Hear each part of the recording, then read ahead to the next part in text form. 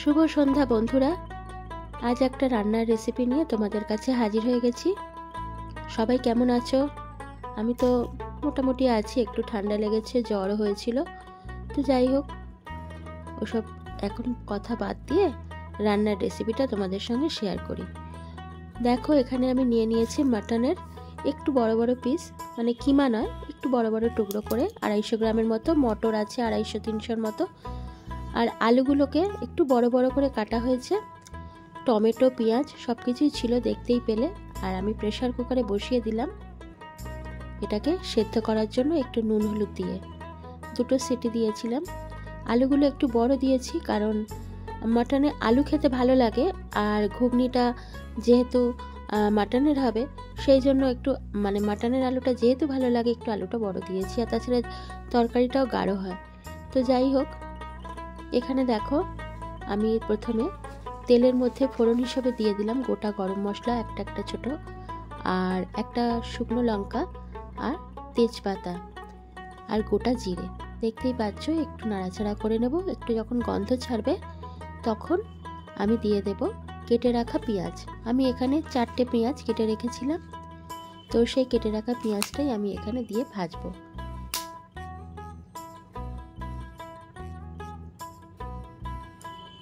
পেঁয়াজটা আমি ভালো করে ভেজে নেব প্রথমে।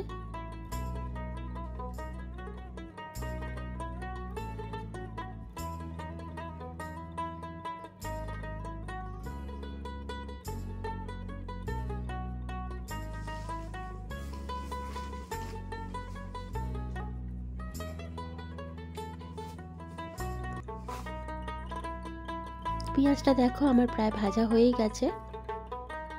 এবারে আমি এর মধ্যে দিয়ে দিলাম হামানদিস্তাতে পেস্ট করে রাখা একটু আদা রসুন। এটাও আমি ভালো করে কষিয়ে নেব যাতে আদা রসুনের গন্ধটা না থাকে।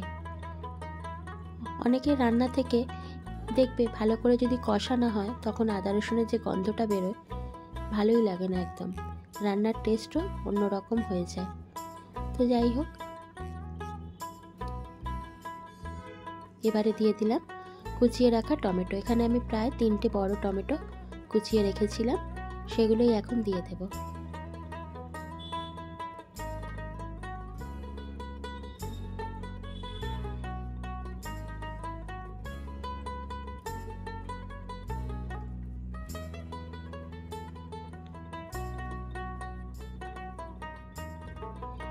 কয়েকটা কাঁচা লঙ্কা দিয়ে দিলাম। কাঁচা লঙ্কাগুলো একটু শুকিয়ে গেছিলো, তাও কাঁচা লঙ্কাগুলো মোটামুটি ঝাল আছে। এবার আমি ভালো করে কষিয়ে নেব।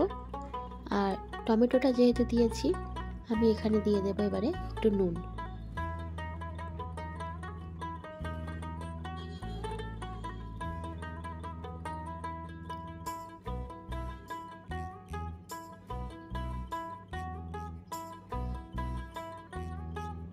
দিয়ে দিলাম জিরে গুঁড়ো,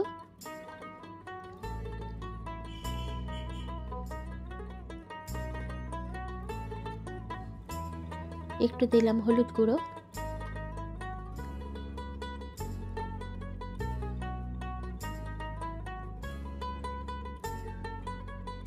আর দিলাম লঙ্কা গুঁড়ো। ঝাল মিষ্টি সবার প্রয়োজন মতো দেবে। আর এখানে দিয়ে দিলাম একটু চিনি স্বাদের ব্যালেন্সের জন্য। অনেকে চিনিটাকে অ্যাভয়েড করে, তো তারা করতে পারো। তোমরা অনেকেই ভালো ভালো রাঁধুনি আছো, কিন্তু আমি আমার মতো করে তোমাদের সঙ্গে রান্নাটা শেয়ার করলাম। এখানে দেখো আমি মাটনের কেটে রাখা পিসগুলো দিয়ে দিলাম, একটু ছোট করে কাটা। আর মাংসটা এমনভাবেই কাটানো হয়েছিল যাতে ওতে চর্বি থাকে।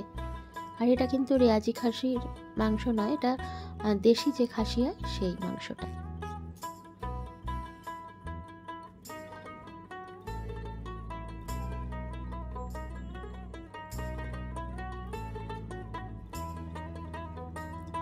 দেখো আমার এই রান্নাতে দেখতেই পাচ্ছ তেল ছাড়তে শুরু করেছি। আর আমি আলু আর মটরটা যখন সেদ্ধ করতে দিয়েছিলাম, মটর আর আলু রাতে আমি যে সারা রাত ভিজিয়ে রেখেছিলাম মটরটা, সেই মটরটা আমি সকালে আবার জল ফেলে 4বার ভালো করে ধুয়ে সেই জলে আমি ভালো জলে সেদ্ধ বসিয়েছিলাম। তো সেই জল থেকেই নুন হলুদ দিয়ে যে ফোটানো হয়েছিল সেই জলটাই আমি মাঝে মাঝে হাতাতে করে তুলে তুলে এখানে দিচ্ছিলাম, যাতে তলাটা ধরে না যায়। আর ওই জলটাকেই একটু উষ্ণ গরম করে নিয়ে আমি এই যখন জল ঢালার সময় হবে, একটু ঝোল করতে হবে তো তখন আমি ওই জলটাই দেব। এবারে আমি দেখতেই পাচ্ছ সেদ্ধ করে রাখা মটর আর আলুগুলো একসঙ্গে দিয়ে দিলাম। আলুগুলো বেশ নরম হয়ে গেছে, দুটোই সিটি দিয়েছিলাম। তো যাই হোক, আলুগুলো ঠিকঠাক মতো সেদ্ধও হয়েছিল আর ভালোও হয়েছিল, কারণ আমি যখন তোমাদের সঙ্গে ভয়েসটা দিচ্ছি তখন আমার অলরেডি এটা খাওয়া হয়ে গিয়েছে।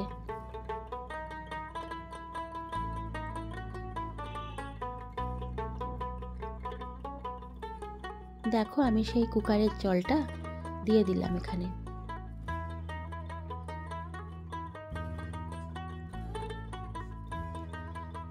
একটু গরম করে নিয়েছিলাম, কারণ রান্না হতে হতে তো ওটা ঠান্ডাই হয়ে গিয়েছিল।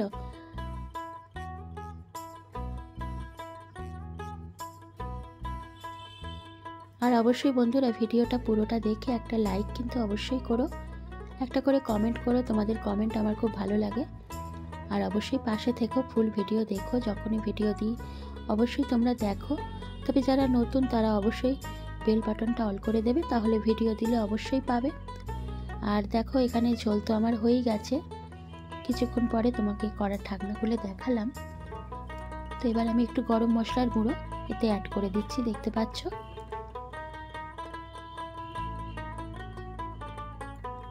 কে কে এরকম মাটন দিয়ে ঘুগনি খেতে ভালোবাসো বলো। তবে কিমা দিয়ে করিনি এই কারণে, কিমাটা অনেকটা ছোট হয়ে যায়, মুখে সেরকম মাংসের স্বাদ পাওয়া যায় না। তো কেমন হয়েছে বলো, আজকে এই পর্যন্তই।